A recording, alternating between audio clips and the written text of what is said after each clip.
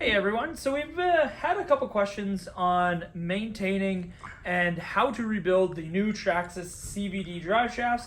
They're not really all that new, but I thought I'd give you a little bit of insight on what we're doing, how we rebuild them ourselves, just to give a little bit more longevity, because we have been noticing with the hot cold temperatures here in Canada especially that the boots do dry out. So to complete this rebuild, we're going to be using Traxxas part number 6757. And in that bag, you're going to get boots, pins, barrels, and you're going to get new grub screws with the pins on them. And you're going to only be able to do 2 drive shafts with this kit. So if you want to do all 4, you will need 2 packs of 6757. Come on in, we have one that's completely taken apart, ready to be rebuilt, and I'll show you why we're rebuilding it. So this is the boot that came off of the original. As you can see, it's in multiple different pieces and it's pretty torn up. So what that's going to cause is it's going to cause this. So these are the pins and the barrels that we took out of that one. The problem with that CV is it was pretty bound up. You can see the pin has a lot of wear and grooves in it, plus it's rusty. So that is not going to have a free joint CVD. So what we do here to kind of alleviate that, we like to use the CowerC Outer Butter. They do come with the thrust bearing grease inside of there, but we're not going to use it for this rebuild. We're going to do our own thing. So normally what I do is just put a little dollop of Outer Butter here on a piece of paper towel, and then I'll roll the barrel through that piece of paper towel just like that. And then we can toss the barrel through this joint, and we want to spin it as we're going through just to make sure that we get some grease all the way through, and we want to make sure that pin is facing up. I'll also put a little bit of grease on this as well, and anything extra that you do get is a-okay because we can put that in the female side. So this is where it gets a little bit tricky because you're going to want to put a little bit of grease where the boot is going to match here on the outer edge. But the thing that makes this tricky is now trying to line all of this stuff and put the pin through and make it all work. So what we've found works really well is to put the boot on, not fully, but enough that you can just kind of roll it down like that. And then you can squeeze this all together here. So this is where you almost need 3 hands, not 2, to get this all together and get it half lined up here. Then you can get the pin to come through here. You want to make sure that the pin goes all the way through and you still get that. So now that the pin's through, we can start working this boot around. And honestly, the more grease you put on, almost the better, as long as you clean it out the outside. Because if you get a lot of grease on the inside of the boot, it's going to be a little bit more essentially lubricated and it's not going to dry out quite as quickly. So this side's super easy to get on. It's the inside that's tricky.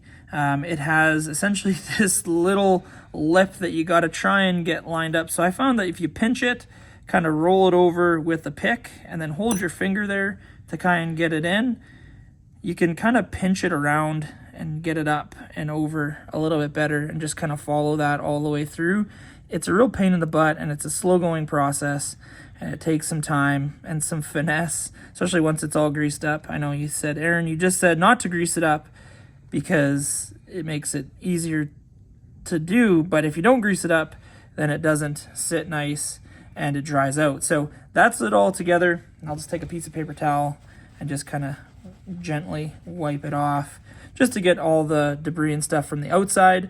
But as you can see, nice new boot. It's all good. So now we can do the same thing for the stub axle output end. So normally what I do on these ones is it's a lot quicker and easier just to throw the boot on the shaft just like that. Then you're on, ready to go.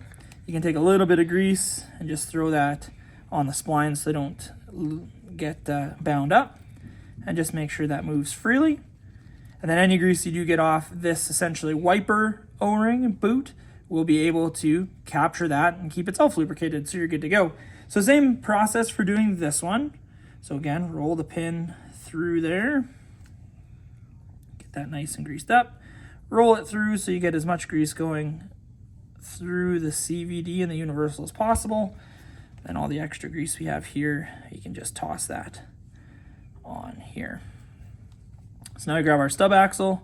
I usually just like to give it a little bit of a work through and make sure The one thing that you like always want to kind of make sure on is just that you get the barrel pin lined up orientation wise, because it's a lot easier just to get the pin and barrel lined up where it has the hole in there, and then you know the hole's there, so you can line it up just like this and kind of just push it through ever so gently.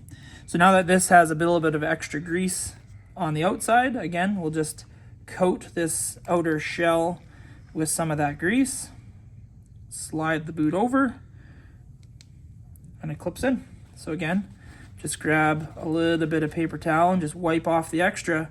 But now we have both joints moving nice and free. We know we have some grease on the inside of them, so they're not going to wear out as quick. And that is a brand new Traxxas CVD, rebuilt, ready to go back on a rebuild. So we're going to start doing a little bit more of these tech videos, especially now in the winter. We're getting a little bit slower, and we have a little bit more time to focus on maybe some little tips and tricks that we do in the store to make sure your RC lasts a little bit longer. So thank you so much for watching. If you do like this video, throw a comment down below and ask for some more, and give us some ideas on what you want to see on like maybe a Tech Tuesday or something like that. So thank you so much for watching. We really do appreciate it, and we'll catch you on the next one. Bye.